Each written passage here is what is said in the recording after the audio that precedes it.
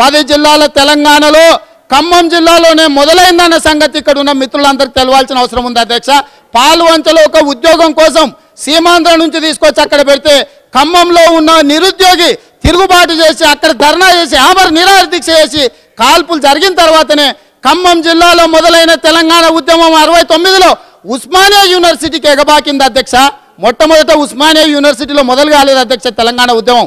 ఈ రోజు ప్రత్యేక రాష్ట్రమే కోరుకోవట్లేదని చెప్తున్న ఖమ్మంలో పుట్టిన తెలంగాణ ఉద్యమం ఈ రోజు మొత్తం తెలంగాణ ప్రాంతానికి వ్యాపించి తెలంగాణ రాష్ట్రాన్ని తెచ్చుకోవడానికి సాధించుకోవడానికి ఖమ్మంలో పునాదులు పడ్డాయన్న సంగతి ఈ రోజు గుర్తుంచుకోవాల్సిన అవసరం ఉన్నది అధ్యక్ష. మిత్రులందరూ కూడా ఉస్మానియా యూనివర్సిటీ ఇంజనీరింగ్ స్టూడెంట్ అయిన గద్దర్ ఎందుకు నక్సలైట్గా మారిండో ఒక్కసారి మిత్రులను ఆలోచన చేయమని నేను అడుగుతున్నా అధ్యక్ష. ఈ సందర్భంగా 100 మంది ఉస్మానియా యూనివర్సిటీ విద్యార్థులు నక్సలిజం పోవడానికి సమైక్య రాష్ట్రంలో ఈ ప్రభుత్వాలు పాల్పడ్డ హింస కాదా అని చెప్పి నేను ఈ సందర్భంగా అడుగుతున్నా అధ్యక్ష.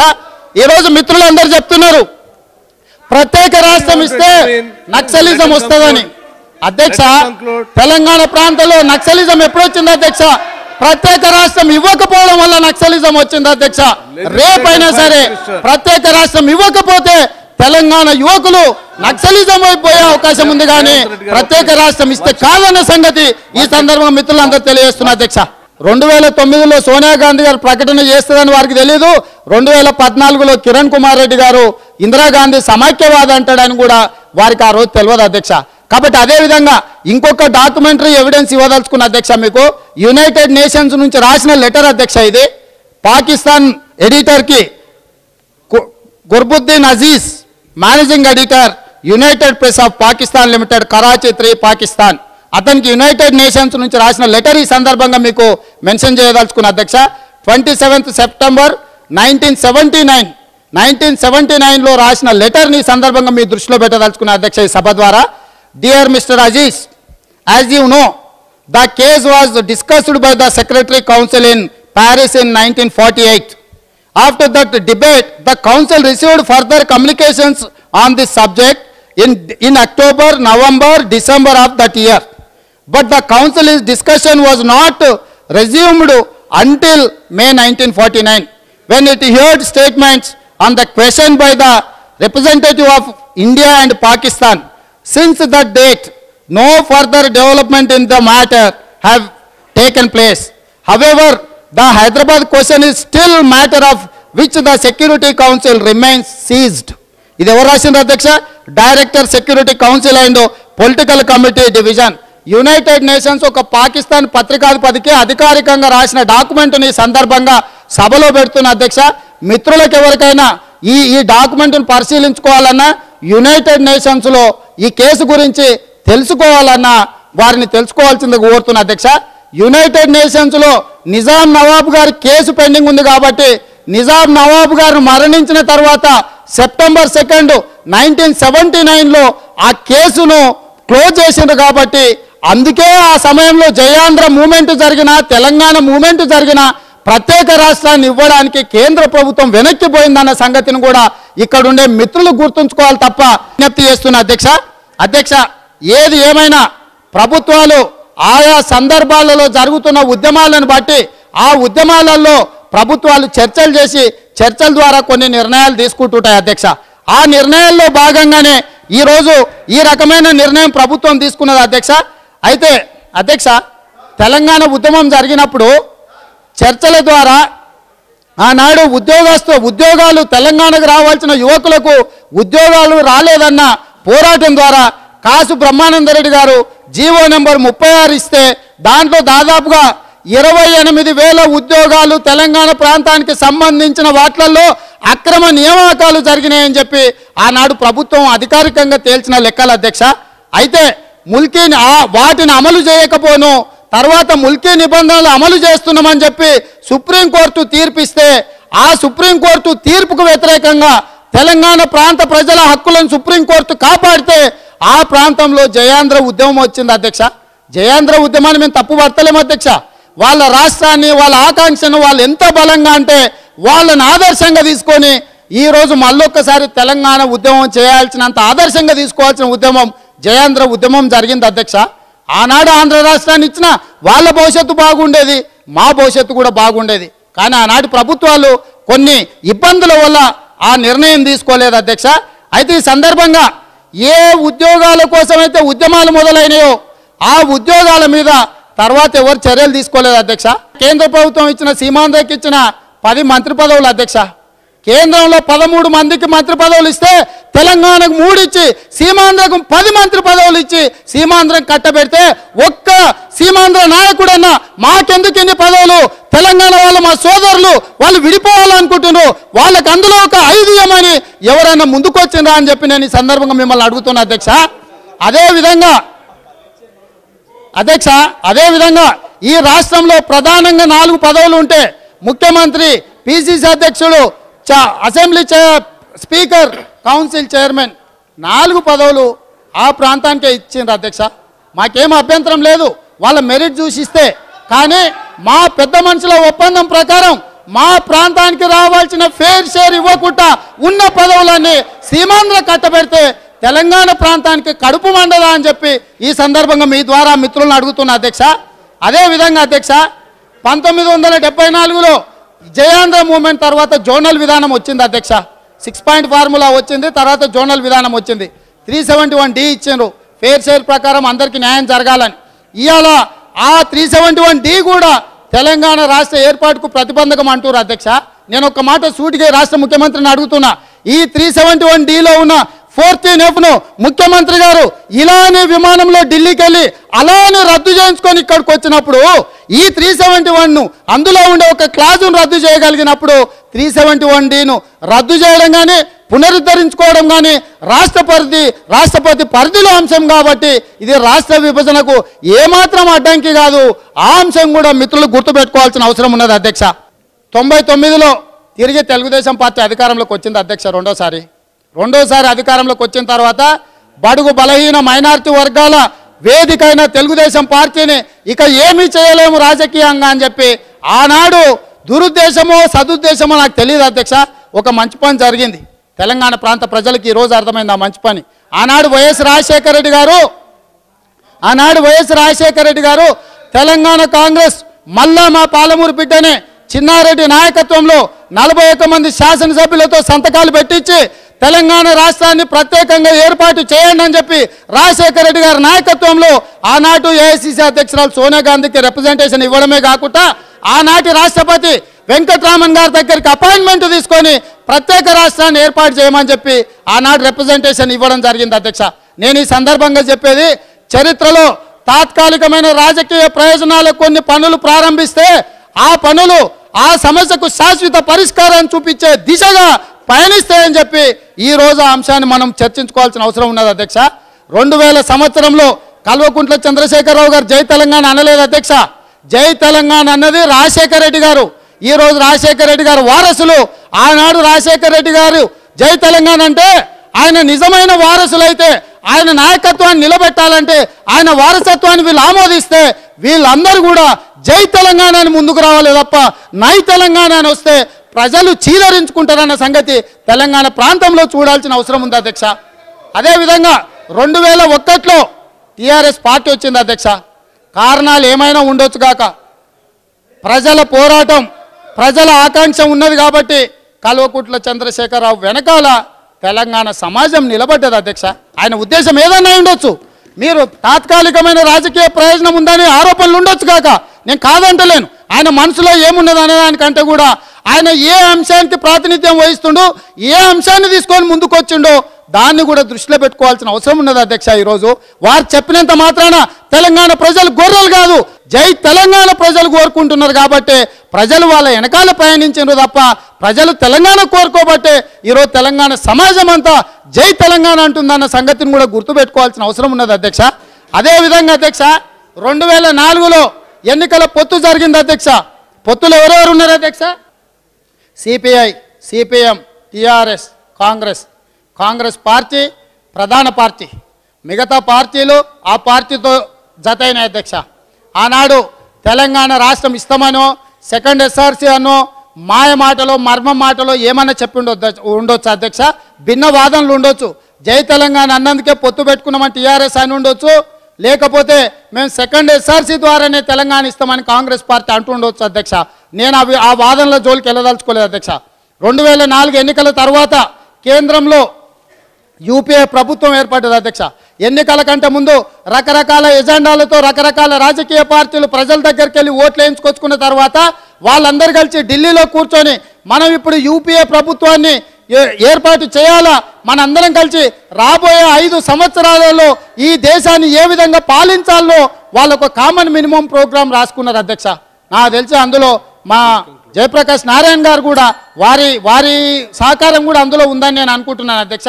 కామన్ మినిమం ప్రోగ్రాంలో ఎన్నికల వరకు పెట్టుకున్న ఎజెండాను పక్కన పెట్టి ప్రభుత్వంలో 5 సంవత్సరాలలో అమలు చేయాల్సిన ఎజెండాను ముందుకు తీసుకొచ్చి ఆనాడు కామన్ మినిమం ప్రోగ్రాం రాసుకున్నారు. అందులో సిపిఐ సిపిఎం ఈ రాష్ట్రం నుంచి ప్రాతినిధ్యం వహిస్తున్న సిపిఐ సిపిఎం టీఆర్ఎస్ కాంగ్రెస్ పార్టీలు అందరు కూడా ఉన్నారు అధ్యక్ష. వాళ్ళందరూ కలిసి కామన్ మినిమం ప్రోగ్రాంలో తెలంగాణ రాష్ట్రాన్ని ఏర్పాటు చేస్తామని ఆనాడు రాసుకోవడం జరిగింది అధ్యక్ష. అది రాసుకున్న తర్వాతనే సైంటిస్టు నిజాయితీపరుడు నిజాయితీకి నిలువుటే తద్దము ఒక సైంటిస్టు అబ్దుల్ కలాం స్పీచ్లో ప్రెసిడెంట్ అంటే ఉభయ సభలను ఉద్దేశించి రాష్ట్రపతి ప్రసంగంలో కూడా ఆనాడు చేర్చడం జరిగింది అధ్యక్ష. తెలంగాణ రాష్ట్రాన్ని ఏర్పాటు చేస్తామని. ఈ అంశాలన్నీ కూడా చరిత్రలో ఉన్నాయి అధ్యక్ష. అంటే కాంగ్రెస్ పార్టీ సెకండ్ ఎస్ఆర్సీ అన్నా ఇంకొకరు సమైక్యాంధ్ర అన్నా వాటన్నిటిని పక్కన పెట్టి కామన్ మినిమం ప్రోగ్రాంలో కేంద్ర ప్రభుత్వం రాసుకున్న ఎజెండాకు యూపీఏ 1 కట్టుబడి ఉండాల్సిన బాధ్యత భారత ప్రభుత్వానికి ఉన్నదా లేదా ఒక్కసారి మిత్రులను నేను అడుగుతున్నా అధ్యక్ష. ఈ సందర్భంగా తెలంగాణ రాష్ట్రాన్ని ఇవ్వమంటే సీమాంధ్రులకు అన్యాయం చేయమని కాదు అధ్యక్ష. దయచేసి మీరు అర్థం చేసుకోండి. తెలంగాణ ప్రజల ఆకాంక్ష అయినా తెలంగాణ రాష్ట్రాన్ని ఏర్పాటు చేయండి. ఈ రాష్ట్ర ఏర్పాటు ద్వారా సీమాంధ్ర ప్రజలకు వచ్చే ఇబ్బందులను అనుమానాలను అపోహలను వాళ్ళకున్న కష్టాలను తీర్చాల్సిన బాధ్యత ఈ భారత ప్రభుత్వం మీద ఉన్నది అధ్యక్ష. ప్రజాప్రతినిధులుగా మన మీద ఉన్నది అధ్యక్ష. శ్రీకృష్ణ కమిటీని భారత ప్రభుత్వానికి ప్రజల అభిప్రాయాన్ని సేకరించి ప్రభుత్వానికి ఇవ్వడానికే వచ్చిండ్రు. ఈరోజు చాలా మంది శ్రీకృష్ణ కమిటీ వేసిండ్రు. శ్రీకృష్ణ కమిటీ వివిధ రకాల సజెషన్స్ ఇచ్చిండ్రు. అందులో ప్రధానమైనది కీలకమైనది సమైక్యాంధ్రప్రదేశ్ ఉంటేనే బాగుంటుందని చెప్పిండ్రని చాలా మంది శ్రీకృష్ణ కమిటీ గురించి రెఫర్ చేస్తున్నారు అధ్యక్ష. దీనికి సంబంధించి కోర్టులో కేసు జరిగి ఆంధ్రప్రదేశ్ హైకోర్టు ఇచ్చిన జడ్జిమెంట్లో విస్పష్టంగా భారత ప్రభుత్వానికి సంబంధించిన మంత్రికి ప్రజాభిప్రాయ సేకరణ చేసి వారికి ఇస్తే రాజకీయపరమైన పార్లమెంటరీ వ్యవస్థలో నిర్ణయం తీసుకోవడానికి ఈ కమిటీని వేసినాం తప్ప ఈ వ్యవస్థలో చర్చించడానికి కాదని భారత ప్రభుత్వం విస్పష్టంగా ఇంత రికార్డెడ్గా కోర్టు జడ్జిమెంట్లో చెప్తే ముఖ్యమంత్రి గారు లాంటి వాళ్ళు ఆ స్థాయిలో ఉండి శ్రీకృష్ణ కమిటీని ఎందుకు చర్చించలేదని వాదించడం అనేది సమంజసం కాదన్న సంగతి ఈ సందర్భంగా తెలియజేస్తున్న అధ్యక్ష. శ్రీకృష్ణ కమిటీని నియమించిన తర్వాత రిపోర్ట్ ఇచ్చిన తర్వాత కేంద్ర ప్రభుత్వము అఖిలపక్ష సమావేశాన్ని ఏర్పాటు చేసి 8 రాజకీయ పక్షాలను అక్కడికి పిలిచింది అధ్యక్ష. శ్రీకృష్ణ కమిటీ రిపోర్ట్ ఇచ్చి దీనికి సంబంధించిన సమాచారాన్ని అందించడానికి. ఆనాడు మనమే పోలేదు అధ్యక్ష అఖిలపక్ష సమావేశానికి. భారత ప్రభుత్వం తప్పేముంది అధ్యక్ష? ఈ రాష్ట్రానికి సంబంధించిన రాజకీయ పార్టీలమైన ఈ ప్రాంత ప్రజలకు ప్రతినిధులమైన సీమాంధ్ర వాళ్ళం కానీ తెలంగాణ వాళ్ళం కానీ ఆనాడు ఆ సమావేశాన్ని కేంద్ర ప్రభుత్వం ఏర్పాటు చేసిన సమావేశాన్ని బహిష్కరించి తప్పు చేసింది మనం తప్ప భారత ప్రభుత్వం కాదన్న సంగతిని కూడా తమరి ద్వారా ఈ రాష్ట్ర ముఖ్యమంత్రి గారికి తెలియజేస్తున్నాను అధ్యక్ష. అదేవిధంగా అధ్యక్ష ఆ రిపోర్ట్లో రకరకాల సజెషన్స్ ఇచ్చిన సజెషన్లో ఏం జరిగిందో మనం చూసినాం అధ్యక్ష. తర్వాత సిడబ్ల్యూసి జూలై 30th రోజు కాంగ్రెస్ పార్టీ అత్యున్నత స్థానమైన సిడబ్ల్యూసి నిర్ణయం తీసుకున్నది అధ్యక్ష. తెలంగాణ విషయంలో పార్టీ ముందుకెళ్తుందని. తర్వాత కేంద్ర ప్రభుత్వం తీసుకున్నది అధ్యక్ష. కాంగ్రెస్ పార్టీకి అత్యున్నతమైన సిడబ్ల్యూసి అంటేనే అల్టిమేట్ హయ్యెస్ట్ అథారిటీ తీసుకున్న నిర్ణయాన్ని ఆ హయ్యెస్ట్ అథారిటీ నియమింపబడ్డ పిసిసి అధ్యక్షుడు వ్యతిరేకిస్తాడు అధ్యక్ష. ఇదెక్కడి వింత అధ్యక్ష? ఇదెక్కడి పద్ధతి అధ్యక్ష? అంటే తెలంగాణ ప్రజల హక్కులను కాలరాయడానికి అంటే కాంగ్రెస్ పార్టీ అధిష్టానం తీసుకున్న నిర్ణయాన్ని పిసిసి అధ్యక్షుడే వ్యతిరేకించిన తర్వాత తెలంగాణ ప్రజలు ఎవరికి చెప్పుకోవాలి అధ్యక్ష?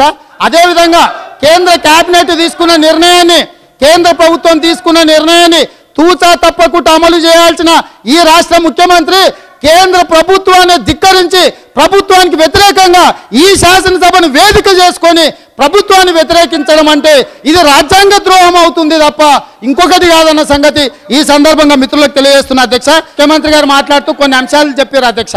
నేను వాటిని మీ దృష్టికి తెస్తున్నా.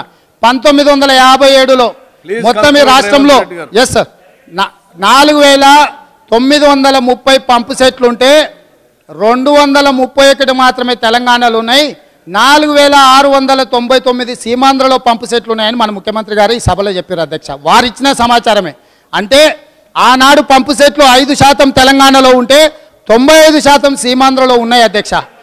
ఆనాడు 2014లో ఈరోజు 30 లక్షల పంపు సెట్లు ఉన్నాయి, 17 లక్షల పంపు సెట్లు తెలంగాణలో ఉన్నాయి, 13 లక్షల పంపు సెట్లు సీమాంధ్రలో ఉన్నాయని. అంటే మా పంపు సెట్ల శాతం 56% పెరిగింది అధ్యక్ష. సీమాంధ్ర పంపు సెట్లు 44%. 95% ఉన్న పంపు సెట్లు 44% తగ్గి 5% ఉన్న తెలంగాణలో 56% పంపు సెట్లు పెరిగినాయంటే దీనికి కారణం పాలకులు కాదా అధ్యక్ష? నువ్వు సీమాంధ్రకి ఇచ్చినట్టు కాలువల ద్వారా ప్రాజెక్టులు కట్టి మాకు నీళ్లు ఇచ్చినుంటే ఈ రోజు మా తెలంగాణ రైతాంగం, మా తెలంగాణ సమాజం లక్షల రూపాయల పెట్టుబడితో పంపు సెట్లు తెచ్చుకోవాల్సిన అవసరం ఎందుకు వచ్చిందో ఒక్కసారి ఆలోచన చేయండి నేను ఈ ముఖ్యమంత్రిని అడుగుతున్నా అధ్యక్ష. తెలంగాణ అనేది సీమాంధ్ర పాలకుల నిర్లక్ష్యం వల్ల నిర్లక్ష్యానికి గురి కాబడి సాగునీటిలో మాకు అన్యాయం చేయడం వల్లనే ఈ రోజు 17 లక్షల పంపు సెట్లు తెలంగాణ రైతాంగం బోర్లు వేసుకున్నారు. ఇవి ప్రభుత్వం ఇచ్చినవి కాదు అధ్యక్ష. వారి భార్యల మీద ఉన్న తాలి పుస్తలు అమ్ముకొని, భూములు అమ్ముకొని, మంచి పాడిని అమ్ముకొని, లక్షల రూపాయల అప్పులు తెచ్చి, పటాన్ల దగ్గర అప్పులు తెచ్చి, తల గిరివి పెట్టి, పెట్టుబడులు పెట్టి పంపు సెట్లు వేసుకున్నారు తప్ప ప్రభుత్వం ఉచితంగా ఇచ్చిన పంపు సెట్లు కాదు అధ్యక్ష. ఈరోజు ముఖ్యమంత్రి గారు చెప్తున్నారు తెలంగాణ ప్రాంతం అభివృద్ధి జరిగిందని. నేను అడుగుతున్న అధ్యక్ష ఈ ముఖ్యమంత్రి గారిని, అధికారికంగా ప్రకటన చేసిన నేను అడుగుతున్న అధ్యక్ష ముఖ్యమంత్రి గారిని, మైనర్ ఇరిగేషన్లో 1956లో 4,47,236 హెక్టార్లు మైనర్ ఇరిగేషన్ చెరువుల కింద, ట్యాంకుల కింద తెలంగాణ ఆయకట్టు ఉంటే 2001లో 2,69,492 హెక్టార్లకు పడిపోయింది అధ్యక్ష. అంటే 11 లక్షల ఎకరాల కుంటల కింద ఉన్న ఆయకట్టు ఈ రోజు 5 లక్షలకు పడిపోయిందంటే ఈ కుంటలను విధ్వంసం చేసి రాష్ట్ర ప్రభుత్వ నిర్లక్ష్యం వల్ల తెలంగాణ ప్రాంతంలో చెరువులన్నీ ఎండిపోయి మడుగులు మొత్తం ఆరిపోయినాయన్న సంగతి మీకు తెలియదా అధ్యక్ష? నేను అడుగుతున్నా. ఈ లెక్కలు నేను చెప్తలేను అధ్యక్ష, బ్యూరో ఆఫ్ స్టాటిస్టిక్స్ ఇచ్చిన అధికారికమైన డాక్యుమెంట్ అధ్యక్ష ఇది. అదేవిధంగా అధ్యక్ష 69 అధ్యక్ష రేవంత్ రెడ్డి గారు ప్లీజ్ కాలువల ద్వారా ఒక్క నిమిషం అధ్యక్ష. Yes sir, I'm coming to the point sir. కాలువల ద్వారా నీళ్లు పారితే రైతుకయ్యే ఖర్చు 200 నుంచి 300 రూపాయలు అధ్యక్ష సంవత్సరానికి. అదే తెలంగాణలో బోర్ వేసుకుంటే 2 ఎకరాల భూమి ఉన్నాడు ఒక బోర్ వేసుకొని మోటార్ పెట్టుకొని వ్యవసాయం చేయాలంటే 2 లక్షల రూపాయలు పెట్టుబడి పెట్టిన తర్వాత సంవత్సరానికి 3 నుంచి 4,000 రూపాయలు ఖర్చు అవుతుంది అధ్యక్ష. నేను ఈ సందర్భంగా అడుగుతున్నా అధ్యక్ష, సీమాంధ్రని ఏ దేవతలు ఏ దేవుళ్ళు పాలిస్తున్నారు, తెలంగాణ ప్రాంతాన్ని ఏ దయ్యాలు పాలిస్తున్నాయో ఒక్కసారి ఆలోచన చేయాల్సిన అవసరం లేదా అధ్యక్ష? ఇంత అన్యాయం జరుగుతుంటే, మా కడుపు రగిలిపోతుంటే, మా గుండె మండుతుంటే మేము తెలంగాణ రాష్ట్రం అడిగితే మమ్మల్ని వెకిలి చేస్తారా అధ్యక్ష? నేను ఈ సందర్భంగా ఒక మాట నా స్వయ అనుభవం చెప్పదలుచుకున్నా అధ్యక్ష. నాదొక గ్రామం అధ్యక్ష, కొంచెం ఆర్థికంగా అభివృద్ధి చెందిన గ్రామమే. మేము కూడా కొంచెం కాస్తో కూస్తో ఆర్థికంగా ఉన్నోళ్ళమే అధ్యక్ష. సార్ నేను మా తండ్రి గ్రామీణ ప్రాంతం నుంచి హైదరాబాద్కి వచ్చి చదువుకొని ఇక్కడ ఉంటే మా తండ్రి మరణిస్తే ఊరికి వెళ్ళాము అధ్యక్ష. దహన సంస్కారాలు అయిన తర్వాత స్నానం చేసి ఇంటికి పోవాలి అధ్యక్ష. చిన్నప్పుడు ఏ బావిలో అయితే ఎండాకాలం వస్తే రోజుల తరబడి ఈత కొట్టిన బావి ఎండిపోతే బోర్ దగ్గరికి వెళ్ళి స్నానం చేద్దామంటే కరెంటు లేదు అధ్యక్ష. నాకున్న పరిచయాలను బట్టి కరెంటు విడిపించుకుంటే బోర్ వేస్తే నీళ్లు పోస్తలేదు అధ్యక్ష. నా తండ్రి చచ్చిపోతే స్నానం చేయాల్సిన ప్లేస్లో నెత్తి మీద నీళ్లు చల్లుకొని ఇంటికి వచ్చినాం అధ్యక్ష. తెలంగాణ రాష్ట్రం నిర్లక్ష్యం కావడానికి కారణం పాలకులు అన్న సంగతి ఆ రోజు నాకు అర్థమైంది అధ్యక్ష. ఈ రోజు నేను ఒక్కటి అడుగుతున్నా అధ్యక్ష, నిజంగానే మీరు ఈ తెలంగాణ సమైక్య రాష్ట్రంలో తెలంగాణ ప్రాంతంలో ప్రాజెక్టులను కట్టుంటే తెలంగాణ ఎడారిగా మారే పరిస్థితి వస్తుండేనా? ఒక్కసారి రాష్ట్ర ముఖ్యమంత్రిని గుండెల మీద చేసుకొని చెప్పమన్నారు అధ్యక్ష. నేను ఈ సందర్భంగా అడుగుతున్నా, జూబ్లీ హిల్స్లో బంగ్లా ఉండి ఫారెన్ కార్లో తిరిగే నాకు నా ఊర్లో పోతే తండ్రి చచ్చిపోతే నెత్తి మీద నీళ్లు చిలకరించుకోవాల్సిన పరిస్థితి సమైక్య రాష్ట్రంలో వచ్చిందంటే ఇంకెందుకు మేము ఈ సమైక్య రాష్ట్రంలో ఉండాలో మీరు ఒక్కసారి చెప్పండి అధ్యక్ష. మీ ద్వారా ఈ ప్రభుత్వాన్ని నేను నిలదీస్తున్నా అధ్యక్ష. అదేవిధంగా అధ్యక్ష, ముఖ్యమంత్రి గారు చెప్తున్నారు నీటిపారుదలలో ఆంధ్రాకు 31,360 కోట్లు ఖర్చు పెట్టినాం, రాయలసీమకు 25,855 కోట్లు ఖర్చు పెట్టినాం, తెలంగాణకు 44,150 కోట్లు ఖర్చు పెట్టినామని. అధ్యక్ష, 1960లో ఖర్చు పెట్టిన 1,000 కోట్లకు ఇవాళ పెట్టిన 1000 కోట్లకు సమానమా అధ్యక్ష? ఆయనలో ఒక 1000 కోట్లు పెడితే నాగార్జున సాగర్ కట్టి ఉండొచ్చు అధ్యక్ష. ఈ రోజు 5000 కోట్లు ప్రాణహిత చేవలలో ఖర్చు పెడితే కనీసం డ్రాయింగ్స్ కూడా ఫైనల్ కాలేదు, తట్ట మట్టి తీసి పక్కన పోయలేదంటే తెలంగాణ ప్రాంతంలో ఖర్చు పెట్టిన 1000 కోట్ల రూపాయలు ఎవరి జేబుల్లోకి వెళ్ళినాయో ఒక్కసారి ఆలోచన చేయాల్సిన బాధ్యత లేదా అధ్యక్ష? నేను నా జిల్లా గురించి చెప్తా అధ్యక్ష. పాలమూరు జిల్లాలో ఈ రోజు కల్వకుర్తి లిఫ్ట్ ఇరిగేషన్, నెట్టంపాడు, భీమా, కోయిల్ సాగర్ ఏ ప్రాజెక్టును తీసుకున్నా ఎందుకు పూర్తి అవుతలేవు అధ్యక్ష? 10,000 కోట్ల రూపాయలు పాలమూరు జిల్లాలో ఖర్చు పెడితే ఒక్క ప్రాజెక్టు కూడా పూర్తి కాలేదు, ఇంకా అసంపూర్తిగానే ఉన్నాయంటే పాలకుల నిర్లక్ష్యం ఉందా లేదా ఒకసారి ఆలోచన చేయండి అధ్యక్ష. అదేవిధంగా అధ్యక్ష, ఆర్డీఎస్ మహబూబ్ నగర్ జిల్లా ప్రజల కోసం కట్టిన ప్రాజెక్ట్ ఆర్డీఎస్ దగ్గర రాజకీయంగా నాకు వైరుధ్యాలు ఉండొచ్చు, భిన్నాభిప్రాయాలు ఉండొచ్చు. మా మంత్రి డీకే అరుణ గారు లేకపోతే కల్వకుంట్ల కవిత గారు ఆర్డీఎస్లో మహబూబ్ నగర్ జిల్లా రైతాంగం మీద కర్నూలు నుంచి వచ్చి బర్చలు తీసుకొని మా రైతుల మీద దాడి చేస్తుంటే ఆడపడుచులైన వాళ్ళు అడ్డం నిలబడ్డారు తప్ప ఎవరు ప్రభుత్వాలు వచ్చి ఎందుకు కాపాడలేదు అధ్యక్ష? మాకు భిన్నాభిప్రాయాలు ఉండొచ్చు, రాజకీయాలలో విభేదించవచ్చు, కానీ పాలమూరు జిల్లా రైతాంగం కోసం మా ఆడబిడ్డలు నిలబడ్డ రోజు ఈ రాష్ట్ర ప్రభుత్వం వచ్చి నిలబడి మా హక్కులను కాపాడుంటే మేము సమైక్య రాష్ట్రంలో ఉండడానికి ఒక్క క్షణమైనా ఆలోచన చేసేవాళ్ళం అధ్యక్ష. అందుకే ఈ రోజు ప్రత్యేక తెలంగాణ రాష్ట్రం ఏర్పాటు కావాలని మేము కోరుకుంటున్నాం అధ్యక్ష. అదే విధంగా అధ్యక్ష, ఈ రోజు ముఖ్యమంత్రి గారు చెప్పిండ్రు తెలంగాణ బొగ్గు. Yes sir, I'm going to conclude sir, please sir. తెలంగాణకు సంబంధించిన బొగ్గు ఆంధ్ర రాష్ట్రం వాడుకోవట్లేదని టాక్టిఫుల్గా ముఖ్యమంత్రి గారు ఏ రకంగా సభను రాష్ట్ర ప్రజలు తప్పుదో పట్టిస్తారో చర్చించుకోవాల్సిన అవసరం ఉంది అధ్యక్ష. ఈ రోజు ముఖ్యమంత్రి గారు చెప్తుండ్రు రాయలసీమకు మాత్రం 39 లక్షల టన్నులు పోతుందని. అధ్యక్ష, రాయలసీమ ఏ రోజు అన్న ప్రత్యేక రాష్ట్రంగా ఉన్నదా అధ్యక్ష? ఆంధ్ర రాయలసీమ కలిసి ఆంధ్ర రాష్ట్రం ఉంటే తెలంగాణ ప్రత్యేక రాష్ట్రం అధ్యక్ష. అదేవిధంగా ఆంధ్రకు పోవట్లేదు అంటుండే అధ్యక్ష. నేను ఈరోజు ముఖ్యమంత్రి గారిని ఛాలెంజ్ చేస్తున్నా, వీటీపీఎస్ విజయవాడ థర్మల్ పవర్ స్టేషన్కు ప్రతి సంవత్సరం దాదాపుగా 30 లక్షల టన్నుల బొగ్గు సింగరేణి నుంచి తరలిస్తున్నారు అధ్యక్ష. నేను ఈరోజు ఆన్ రికార్డ్ ఛాలెంజ్ చేస్తున్నా ముఖ్యమంత్రి గారిని. ఆయన చెప్తాడు మేము ఓపెన్ రేటు పెట్టుకొనుకున్నామని. ఎవరు ఇండ్లలో ఆస్తులు అమ్మి కొంటలేరు అధ్యక్ష. ఈరోజు వీటీపీఎస్కు 30 లక్షల టన్నుల బొగ్గు సింగరేణి నుంచి తరలిస్తున్నారు. ఈరోజు ఈ ప్రాంతాన్ని ప్రజలను తప్పుదో పట్టించి తప్పుడు సమాచారాన్ని ఇచ్చి ముఖ్యమంత్రి గారి సభను తప్పుదో పట్టించినందుకు ప్రివిలేజ్ మోషన్ మూవ్ చేయాల్సిన అవసరం ఉంది అధ్యక్ష ఈ ముఖ్యమంత్రి గారి మీద. అదేవిధంగా నేను అడుగుతున్నా అధ్యక్ష, మీకు ఈ సందర్భంగా ఒక విషయాన్ని, నల్గొండ జిల్లా అధ్యక్ష, నల్గొండ జిల్లా పరివాహక ప్రాంతం ప్రకారం 70% కృష్ణా పరివాహక ప్రాంతం తెలంగాణలో ఉంది అధ్యక్ష. 25% సీమాంధ్రలో 30% ఉంటే 70% మా దగ్గర ఉంది అధ్యక్ష పరివాహక ప్రాంతం. మహబూబ్ నగర్ జిల్లా పరిస్థితులు నాకంటే మీకు ఎక్కువ తెలుసు.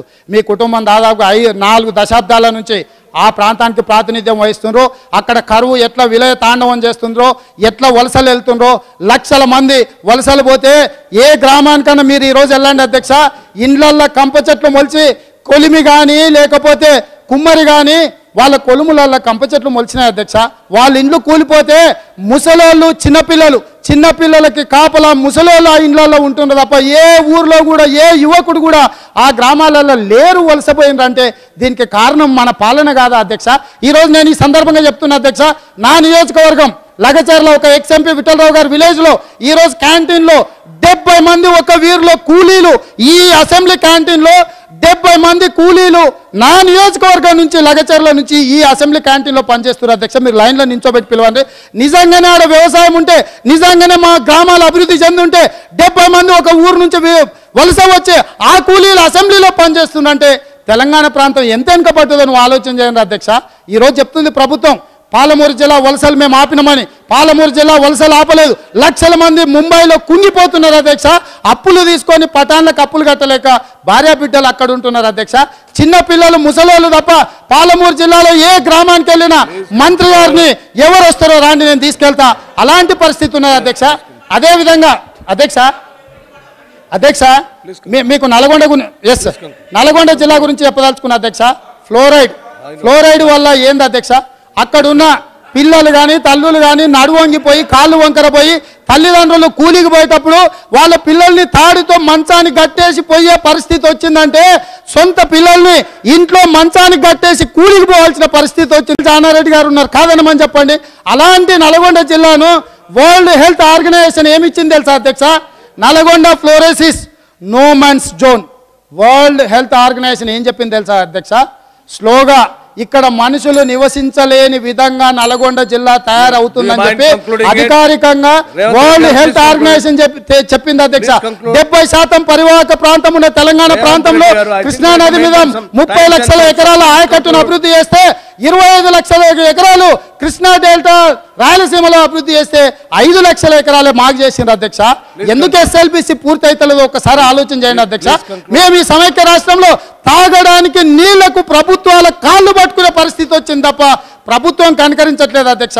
అదే ఆ ముఖ్యమంత్రి కుర్చీలో మా వాడు ఉంటే చిత్తూరు జిల్లాకు తాగనిక నీళ్ళు లేవని క్యాబినెట్ అప్రూవల్ లేకుండా మంత్రివర్గ శాసనసభ అప్రూవల్ లేకుండా 7,300 కోట్ల రూపాయలు ముఖ్యమంత్రి గారు సింగిల్ సిగ్నేచర్తో ఆయన జిల్లాలో ఒక ప్రాంతానికి తరలిస్తే ఒక్క తెలంగాణ మంత్రిని ప్రశ్నించండి అధ్యక్ష. అదే మా వాడు ముఖ్యమంత్రి ఉంటే మా ప్రాంతంలో తాగనిక నీళ్లకు 1,000 కోట్ల రూపాయలు తరలించి చచ్చిపోతున్న మా పిల్లలు కాళ్ళు నడుములు వంకరపోయిన మా బిడ్డల్ని కాపాడుకునే అవకాశం మాకు లేకపోతుండేనా అధ్యక్ష? ఈరోజు పాలమూరు జిల్లా ఎడారిగా మారింది అధ్యక్ష. మేము వ్యవసాయానికి అడుగుతలేం, తాగడానికి నీళ్ళు అడుగుతున్నాం అధ్యక్ష. తాగడానికి నీళ్ళు ఇవ్వలేని ఈ సమైక్య రాష్ట్రంలో మేము ఎందుకు మీతో కలిసి ఉండాలి అధ్యక్ష? తాగడానికి కుక్క నీళ్ళు ఇవ్వని ప్రాథమిక హక్కు అయిన తాగునీళ్లను కూడా ఇవ్వలేని ఈ సమైక్య రాష్ట్రంలో మేము ఎందుకు కొనసాగాలను మా మిత్రులను చెప్పమని ఉన్నారు అధ్యక్ష. నేను ఈ సందర్భంగా అడుగుతున్నా. కాబట్టి అధ్యక్ష, మేము అధికారం మీ చేతిలో ఉండి ఇంకెంతకాలం మీ తల మీద గొడుగుగా మీ కాళ్ళ కింద చెప్పులుగా మేము ఎంతకాలం బతకాలి అధ్యక్ష? దాదాపుగా 60 సంవత్సరాలు 6 దశాబ్దాలు మీ తల మీద గొడుగున్నాం, మీ కాళ్ళ కింద చెప్పులు ఉన్నాం, కానీ ఇక ఉండదలుచుకోలేదు అధ్యక్ష. ఆకలితోనైనా చస్తాం కానీ ఈ అవమానాన్ని ఈ ఆధిపత్యాన్ని మేము భరించం అధ్యక్ష. తెలంగాణ రాష్ట్రం రావాల్సిందే అని చెప్పి ఈ సందర్భంగా మీకు తెలియజేస్తున్నా అధ్యక్ష. అదేవిధంగా అధ్యక్ష ఈరోజు కృష్ణా మీద గోదావరి వస్తున్నాను సార్, కృష్ణా మీద గోదావరి మీద కమిటీలు వేస్తున్నారు అధ్యక్ష. ఆ కమిటీలు వేసే క్రమంలో నేను ఒకటి అడుగుతున్నా అధ్యక్ష. ఈ 2 ప్రాంతాలు తెలంగాణ నుంచి ఆంధ్రాలకు ఎంటర్గా అవుతున్నాయి కాబట్టి వాటి కోసం కేంద్ర ప్రభుత్వం కమిటీ వేస్తున్నది అధ్యక్ష. అయితే ఒరిస్సా నుంచి మనకు మచ్కుందనే నది వస్తుంది అధ్యక్ష. దాన్ని అప్పర్ సీలేరు లోయర్ సీలేరు అంటారు అధ్యక్ష. అప్పర్ సీలేరు విశాఖపట్నంలో ఉంటే లోయర్ సీలేరు ఖమ్మం జిల్లా ఉంది. మా పెద్దలు నాగేశ్వరరావు గారు ఇక్కడ ఉన్నారు. అలాంటిది దాని మీద ఉన్న ప్రాజెక్టులు 240 మెగావాట్లు వైజాగ్ లో ఉంటే 460 మెగావాట్లు ఇక్కడ ఉంటే, అదేవిధంగా 25 మెగావాట్లు డొంకరాయ మీద ఉన్న